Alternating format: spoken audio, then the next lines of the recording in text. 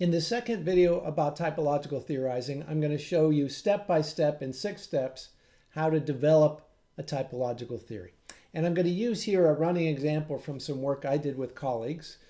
This is a study with Joe Lepgold and Danny Unger of burden sharing in the first Gulf War. In other words, we were studying why did countries contribute different things or not contribute to the US-led effort to try to eject Iraq from its invasion of Kuwait in 1990 to 1991. Okay, so this originally came out as an article in International Organization, and later we did a book-length version of it. All right, so I'm going to use this as a running example. And so the first step here is to identify, what's the dependent variable. So here the dependent variable is contribution or lack of a contribution to a coalition security effort to remove Iraq from Kuwait. And so instead of just having contribution yes or no, we broke it down into different types of contribution. Specifically, you could make a military contribution of either troops or equipment. You could make an economic contribution of providing funds to the coalition. Or you can provide a political contribution of supporting U.S. policies through your United Nations vote or your UN Security Council vote or whatever else, right? So we broke it down to these 3 different types of contributions and looked at those, right? The second step, now I'm going to refer to this table several times coming back and forth. For now, I want to skip ahead a little bit and then come back to the table. So the second step is thinking about the different alternative explanations of the outcomes and identifying the independent variables of those explanations. So in this example, we had several different theories about why states contribute or don't contribute to military security coalitions, right? So we looked at 4 in particular in the article. We added a 5th one in the book.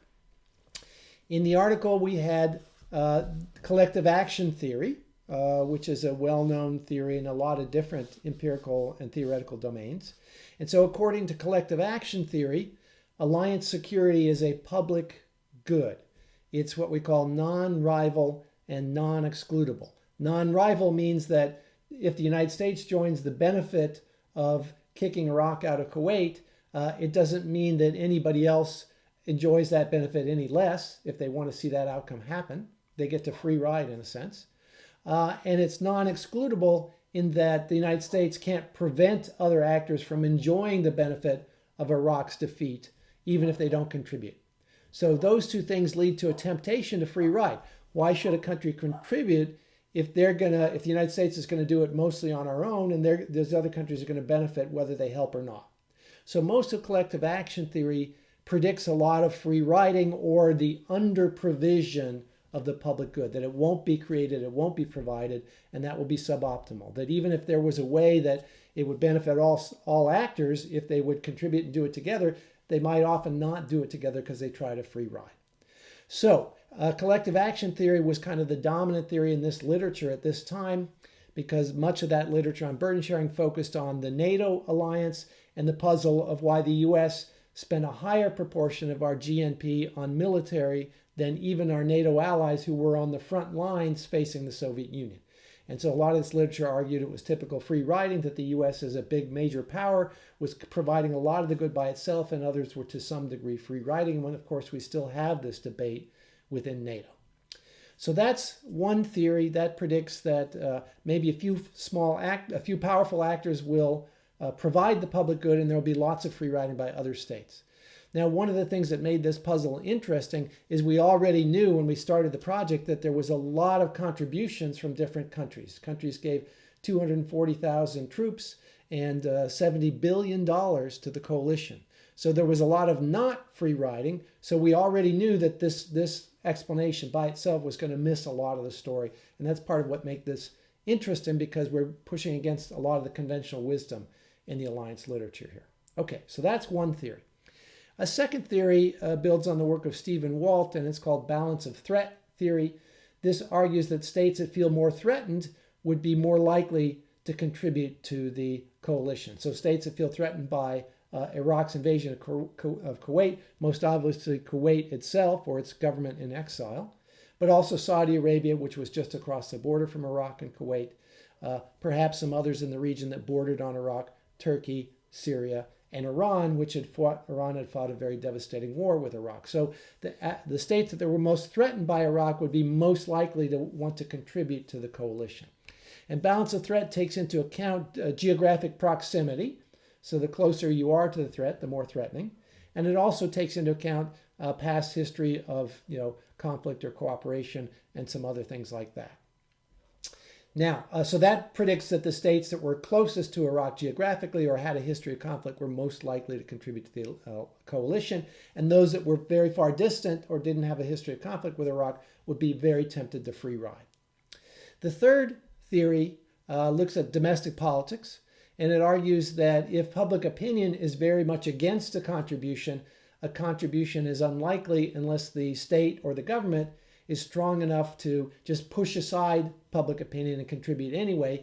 And the only reason it would want to do that has to do with our fourth theory, which I'll get into in a minute, which is that they feel some alliance pressure to do that. They need some help with their own security, and so they get their arms twisted.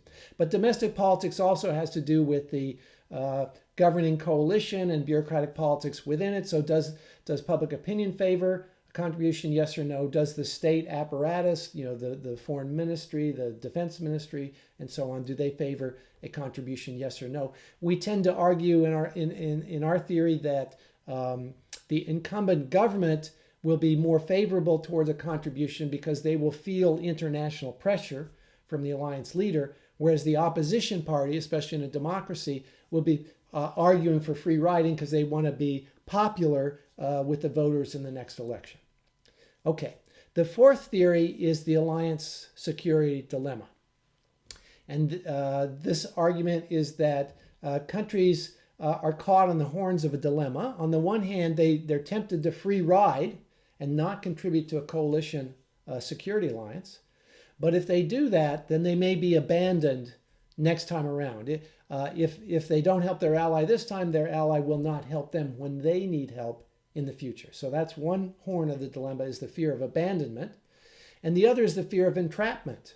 You fear that you're going to get pulled in to this fight that you don't really have an intrinsic interest. You don't really care that much who wins or loses this fight, but you get pushed into it by your powerful ally who threatens you with abandonment. So on the one hand, you don't want to be abandoned. You don't want your ally to not help you next time when you need it. On the other hand, you don't want to get pulled into this expensive fight that really you don't feel matters so much to you. Okay, so this is the dilemma. In the book, we included a fifth theory, which is that states learn from their previous coalition experiences, and if they got burned by being abandoned last time because they didn't help, they're more likely to help this time. If they got burned by being entrapped last time, they're more likely to try to free ride this time. That's in the book version, but not in the article version.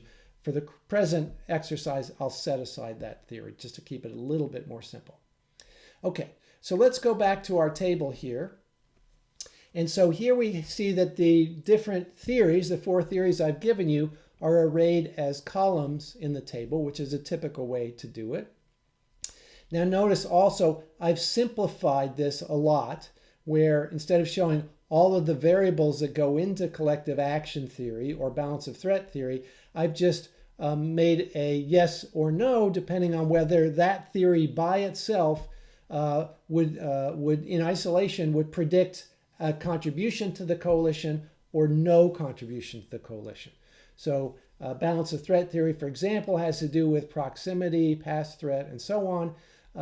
But we just, instead of putting in those separate variables, which would make for a more complicated typological space, I just put in yes or no as to whether that theory by itself would predict a contribution. Okay, so we have our columns now, our variables in the theory, and the possible values they could take on, yes or no. So I've got a dichotomous theory. And so this last point on this slide is the point I just made, that I've simplified by not having every variable, but just each theory. Okay, the third step then is we think about each combination, each row or each type, and we try to theoretically think about what would be the outcome for that combination of variables. Would a country of that, with those variables, would that country contribute to the coalition or not, right?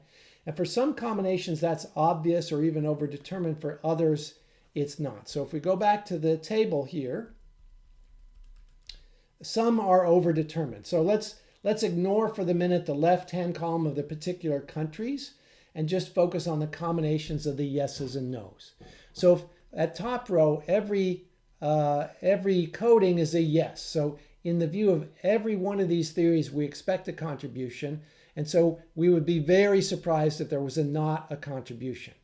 In the very bottom row in this table, every single theory points against a contribution, and we would be very surprised if there were a contribution from a country that fit into that row.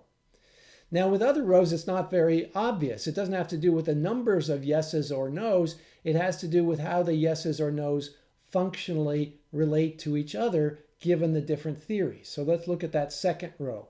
Yes on collective action, yes on balance of threat, yes on alliance dependence, no on domestic politics, right? So here, if domestic politics says no, if the public opinion is against a contribution, we don't expect a contribution even if the other things are pointing towards a yes, unless maybe the state is strong enough to override public opinion, and then we might get a contribution. So that's why we, in the expected outcome, the prediction column, we put contribute with that little asterisk, that star, and that star in the notes to this table, which aren't shown here, says we expect a contribution only if the state favors one and is strong enough to override public opinion. Now you could also ask, is a case like this even likely if collective action and balance of threat and alliance dilemma are all pointing towards contributions? Would the domestic politics, would voters actually vote against a contribution? But we could imagine circumstances in which that might actually happen, okay? So some of these are very predictable and overdetermined. Some of them are much harder to think about, and we might not have a clear or strong prediction for every combination or every type. But we think abstractly, theoretically, as much as we can about whether each type can make a prediction given the different theories and how they functionally would intersect with each other. Okay, after we've done that, and we've gone as far as we can, then the fourth step is to put the cases, to start to think about the cases that we know about and to put them in their proper rows. Okay, so now we're going to look at that left-hand column. And here we're categorizing cases. So Saudi Arabia, we expect a contribution based on collective action because the United States and others need Saudi territory to stage an intervention into Iraq and Kuwait. We expect a contribution from balance of threat because it's directly threatened by Iraq. We expect a contribution based on the alliance security dilemma because Saudi Arabia is highly dependent on the United States for its security. And we expect a contribution from domestic politics point of view because the Saudi state is very strong and can override, even if there were a temptation for free riding by public opinion, the state would override that, right? Turkey, we code in the second row as yes, yes, yes, no. United States, several rows down, yes, no, no, yes. We notice there are several they're in the same type or same row. France, Canada, Australia are all in the same row. Germany and Japan are coded in the same row. And so now we can start to look at particular cases, and based on our preliminary knowledge of their variables, we'll put them in the proper row. And based on our preliminary knowledge of their outcomes, we can start to assess whether the outcome for that case was what our preliminary theory predicted or not. And if it is not as we predicted, that might be an outlier or a deviant case. It would be interesting to study. But it also could be that we'll look more closely at the measurement in that case, and maybe we've misclassified it. If we study the case more closely, maybe it should be in a different row. But now we're starting to go back and forth between our preliminary knowledge of the cases and our preliminary theoretical guesses about what outcomes would be expected for different combinations of the variables. And when we encounter anomalies here, we can think about maybe we need to remeasure the variables in that case, or maybe we need to rethink our theory about what combinations lead to what outcomes. But we can start to iterate a little bit between our preliminary knowledge of the cases and our preliminary theory. Okay? Once we've done that as much as we can, maybe we've solved some anomalies, maybe we've changed the measurement on a case and that resolved an anomaly. Or maybe if we moved a case to another row, it creates a different anomaly. If there are two cases in the same row and they have different outcomes, then that's kind of an anomaly. We're maybe missing something from our theory, or maybe we measured something wrong. But once we've gone back and forth between the cases and the theory as much as we can based on our preliminary knowledge, now we're ready to select the cases for study, right? So in this particular study, in the actual study, we did not choose Saudi Arabia because it was overdetermined. It was kind of uninteresting from a theoretical point of view. Substantively, Saudi Arabia was very important. They gave $16 billion. And so we did study the United States as the coalition leader. We studied Britain and Egypt. We studied Germany and Japan. They had the same row, same combination of variables, and the same outcome. And this was a particularly interesting pair of cases. One, because we could show in detail a very similar process. Both were very tempted to free ride. Public opinion was not very supportive of making a contribution. They didn't feel a threat because they're distant from Iraq. They didn't care where they bought the oil from Iraq or Kuwait or whoever. And from collective action point of view, if they had not contributed, the rest of the coalition would have probably gone ahead even without them, and they could have ridden free, right? So here, the only theory, the only variable that pointed toward an outcome was alliance dilemma, high security dependence on the United States. And both countries, after initially trying to ride free and then facing very direct and public pressure from the United States, both countries came up with sizable contributions of around $10 billion, right? They did not provide military because their public opinion was against that, but they did provide a lot of money to the coalition. So these were very interesting cases, and they pushed against the collective action theory, which was dominant in the literature, because they showed even when there was strong temptation to free ride, it could be overridden by a strong alliance security dilemma. Okay? So we picked those cases because they were theoretically very interesting. They showed a similar dynamic. In the book version, we had more cases. We included studies of Iran and Syria, China, the USSR, Turkey as well. Okay, so, but once we've arrayed the cases in this way in a typological table, now we can just visually see what are the most similar cases.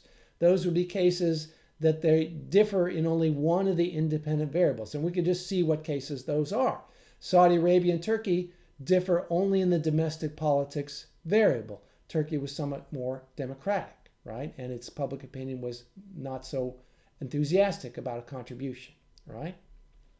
So we can just visually see what are the most similar cases, what are the least similar cases, what are the totally similar cases or the typologically similar cases. Those are cases in the same row with the same outcome, like Germany and Japan.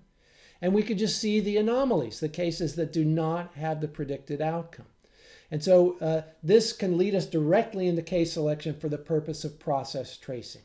Now we can decide based on different case study designs, most similar, least similar, most likely, least likely, deviant or anomalous or outlier. We can choose cases on that basis, or maybe a typical case. We can just see visually which cases fit which different research designs. Then we'll choose those cases. Then we'll go and do the within case analysis, the process tracing. Now that process tracing could turn up that we mismeasured a case and then we need to move it to another row or something of that nature. And so, the iteration hasn't ended. We continue to look for evidence about whether we've properly classified the cases. Okay, I've just skipped ahead several of the steps in the theorizing here. So we already talked about putting the cases in their proper rows, comparing the actual outcomes to the predicted outcomes. We also think about whether any rows that don't have cases, the empty rows or the empty boxes, we can ask ourselves, are those empty because that combination of variables is very unlikely or even impossible? Or is that row empty just because it hasn't happened yet, even though we could imagine a case of that kind is very possible? Or maybe there's some less well-known case in history that actually might fit into that empty row. So we can ask ourselves those kinds of questions. So here we didn't have any anomalies in the overdetermined cases. Kuwait and Saudi Arabia. One anomaly is Iran and Syria. They fit in the same row, the same combination of variables. They have different outcomes. So we can ask ourselves, why is there a different outcome? Is that because Syria, which people forget, Syria actually contributed to this coalition? We can ask, is the different outcome, because Iran did not contribute, is a different outcome that Syria, hates the United States and Iran really, really, really hates the United States? Have we left something out of our theories? We can ask that kind of question now, right? And then the sixth step, which I've already touched on, is that we start to go back and forth between our knowledge of the theory and our knowledge of the cases. And what prevents us from just being a curve-fitting exercise is that each time we move a case, that may resolve an anomaly, but it may create a new one. And we still have lots of process tracing evidence within each case that could either strengthen or weaken the theoretical claims that we make about that type of cases. So there's still plenty of evidence to test further our ideas about how combinations of variables work together. Okay, so that's an example, step by step, how we do it.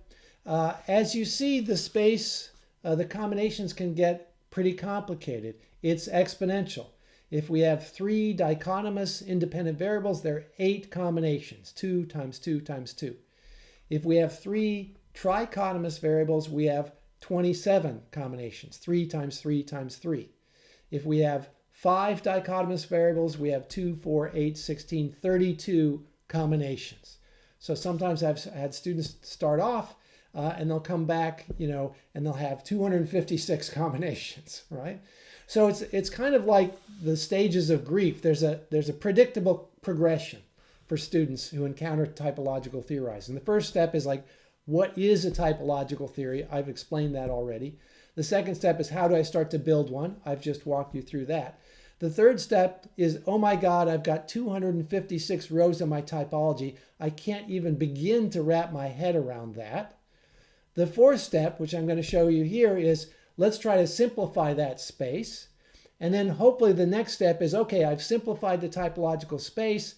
I've done as much as I can with my preliminary knowledge of the cases. Now I can see a clear case selection rationale. I'm going to choose these cases. I'm going to go off and do my process tracing. And now I know exactly where I'm headed with my research. But you kind of have to go through that middle phase of getting too complicated before you can simplify things back a little bit. So how do we do that? There are various ways. We could rescale the variables. If we see that there's not really an important or significant difference between high and medium and low, we can just make it into 2 categories, high and low, right? And that simplifies. If there are empty rows, that there's no case that exists, and there's a logical or theoretical reason that we don't expect there to be cases there, well, we don't have to worry about that row anymore. We just give an argument for why it should be empty. We note that empirically it is empty as far as we can tell, and then we move on to the cases that actually do exist, right? If there are contiguous cells that there's not really relevant differences between them, we can collapse them, right? If we have overdetermined types, they're typically not interesting unless the outcome is the opposite of what you expect. And then that would be a really strong anomaly. If Saudi Arabia had ridden free in the first Gulf War, or Kuwait had ridden free, that would be a stunning case and one that would be very interesting to study. But typically, they have the expected outcome, and so they're not too surprising. You might still look at them if one of the variables was at a very high level and you wanted to look at that causal mechanism, but it's hard to sort out which mechanism is causing the outcome because everything is pointing toward the same outcome. Now, if you've done all that and the space is still too complicated, you could decide, okay, it's been useful to lay out the whole space, but I'm going to focus on one subset of cases, a subtype. I'm going to control for some of the variables and only look at some cases that have the same values on those variables. And now I'm going to examine how the different values on the other variables led to different outcomes in these cases. So you can just focus on a subtype and leave the other subtypes in the typological space for future research by you or by someone else. Okay, so this is really useful in case selection. Case selection is a very important step in qualitative case study research design. I'm just skipping through this next slide because I've talked about it in an earlier video. But typological theorizing, as I've argued, really helps with the case selection. Now we can see visually what's our most similar, our least similar, our deviant cases. We set aside the overdetermined cases in our study, Kuwait and Saudi Arabia. We studied some of the fully similar cases in the same row, Germany and Japan, France, Canada, and Australia. We included negative cases, cases that could have contributed but didn't. Iran, more than any country in the world, wanted to see Iraq defeated in Kuwait because they had fought a very vicious, costly war. But Iran free rode on U.S. efforts. They allowed the U.S. actually to overfly their space to do airstrikes against Iraq without opposing us. But they didn't contribute anything to the coalition. They were able to because domestic politics gave them a pass.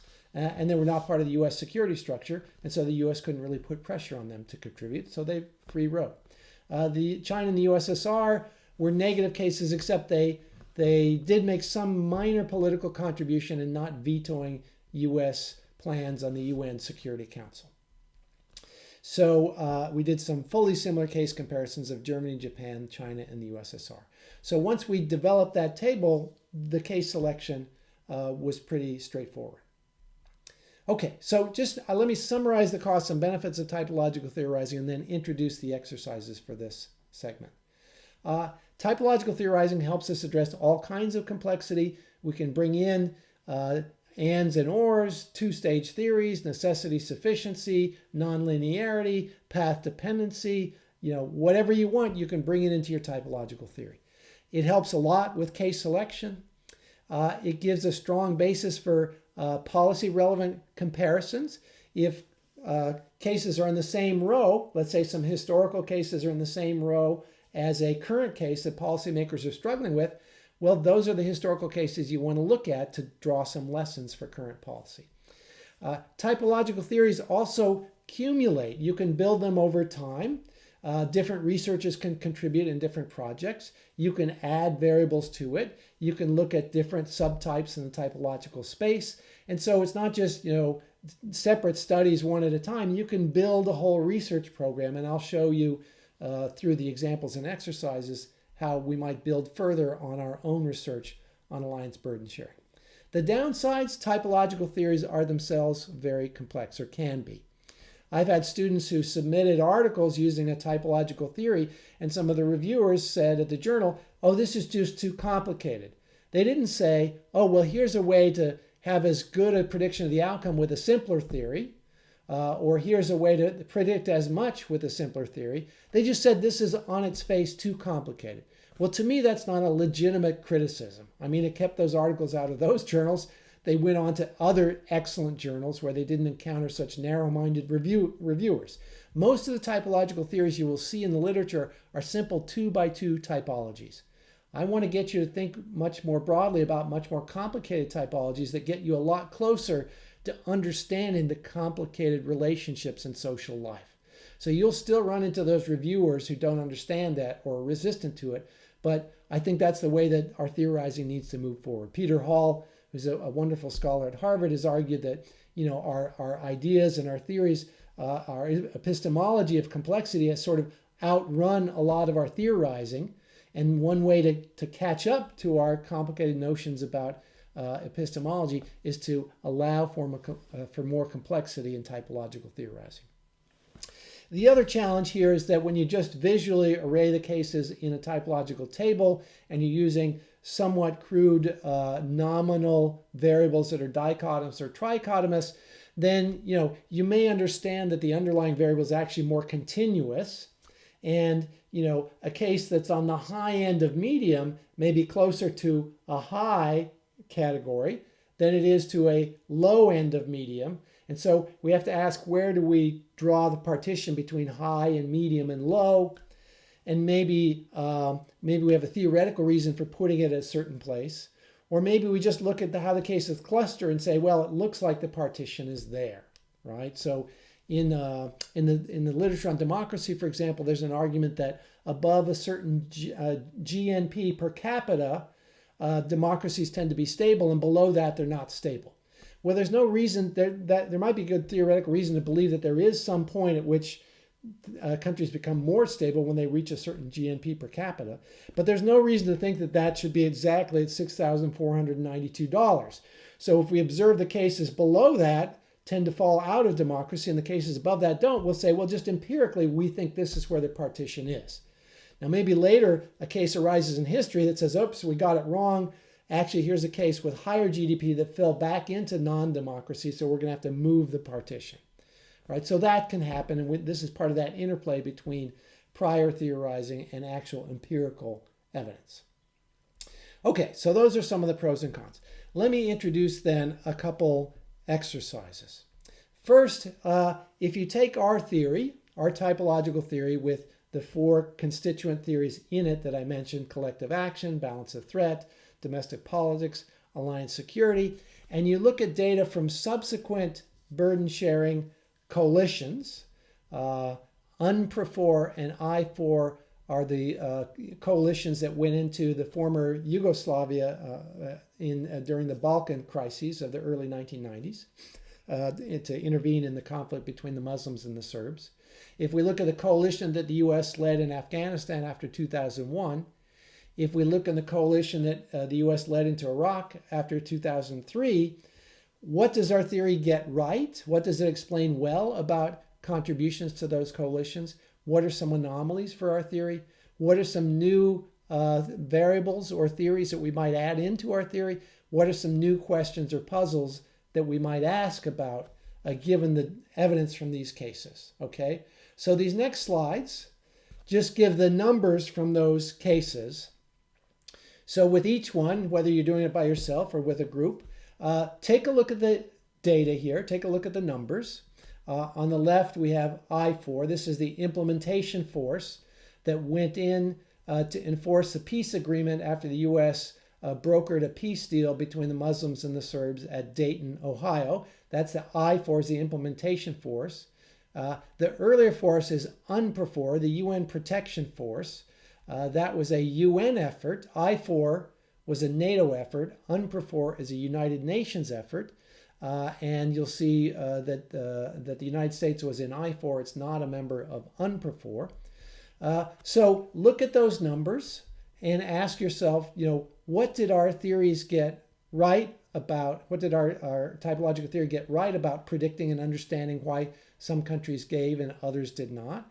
And what are some surprises? What are some anomalies in this evidence? What are some countries, for example, that you would not have picked would be big contributors in UNPROFOR, those numbers on the right? What are some surprises in I4? So think about those questions. If you're taking the class with me, write down some ideas and answers on the Google Doc that I will provide. That's one. Let's look at another coalition. This is the U.S.-led coalition in Afghanistan. Again, it's a NATO coalition. Here are some of the numbers in that coalition. Ask yourself, what does our theory get right? What are some surprises or anomalies for our theory here? Here's the coalition in Iraq, some of the contributions at the peak of that war. Again, ask yourself, what does our theory get right? What does it miss? What are some potential anomalies here? And enter your ideas into the Google Doc if you're taking a class with me. Okay, one other exercise. And this one's a bit challenging and complicated. It may take you a little bit of time, but I think you'll find it very interesting and useful. So this builds on my Georgetown colleague David Edelstein's work. He's looked at military occupations through history, and he has a very clear theory. He's looking at whether a military occupation succeeds or fails from the point of view of the interests of the state that is doing the occupying, the state that is occupying some other country militarily. Does that state succeed or fail in its goals? And he's got 3 variables. One is whether the state that's the target of the intervention, the state that's being occupied, does it need help? Does the population need help just to get through the next winter and to have food and heat and survive? And if it needs help, then it might tolerate an occupation. If it doesn't need help, then it's not going to be so tolerant of an occupying military force. The second variable is whether the target state faces an external threat, some other country that it hates or fears more than the country that is doing the occupying. Or does it have some internal threat? Is there a risk of civil war that might be ongoing or sparked by the occupation? If there's an external threat, the occupier is going to have a little easier time because they will be tolerated. If there's an internal threat, the occupier is going to have a much more difficult time because it'll be sitting on top of a civil war. Okay? And if there's no threat, then if there's no external or internal threat, then it's somewhere in between. It's a medium hard occupation, right? And then third, does the occupier have the ability to make a credible argument, a credible commitment that it will withdraw its forces as soon as it's achieved some reasonable goals? Or does it look to the population where it's occupying that they're just there to stay and to exploit, and then they won't be tolerated, right? So those are the three variables. Now, the two slides after this one, which I'll show you in a minute, they give David Edelstein's codings of every military occupation since 1815. And when you initially look at these two slides, they will look a lot like the typological theory I showed you of my own work with colleagues on burden sharing. But when you look more closely, you will realize that they're not actually organized as a typological theory. So the first question is, what is the organizing principle of the cases listed in the two tables here? The tables are from one of the appendices to David Edelstein's article in International Security. Later, he wrote a book-length version of the same argument. Okay, so that's the first question. How did he organize those cases? How is that different from how I've been arguing you should organize them as a typological theory? The second set of questions, and this will take some time, is to try to arrange the cases into an actual typological theory. Take David's variables, his three variables, needs help, yes or no, external threat, internal threat, or no threat. Can you make a credible commitment to leave, yes or no? Array those into the possible combinations, and then try to categorize each of the cases from David's two slides, two charts, two tables, or 2 pages from the same table. Try to fit those cases into the rows that they should be in according to their the values that David Edelstein put on the variables. Now, you don't need to second guess the way that he measured the variables in his cases. Just take his cases with his codings and arrange them into a typological table where the cases that are coded the same are in the same row in the table. Okay? Once you've done that, which will take you some time, once you've done that, then ask yourselves, does the theory look like it's doing pretty well? Does it predict the outcomes pretty well? Second, ask what might be some most similar, least similar case comparisons. Ask yourself, are there some deviant or outlier cases that don't quite fit his theory? Ask yourself, which cases in this last 200 years of history are the most similar to the case of the U.S. occupation of Iraq? And then finally, of those cases that are most similar to Iraq, how many of them were successful occupations from the point of view of the occupying power? Okay, so try to organize it into the typological rows the way I've showed you, and then address those questions about cases in the population. Almost forgot. Here's the pictures of the first page of the cases in David Edelstein's appendices. And here's the second. You may have to hover on these for a while to make sense of them. You may have to expand them. Here's the second page in this appendix. So this is every military occupation since 1815 as David codes them according to his variables.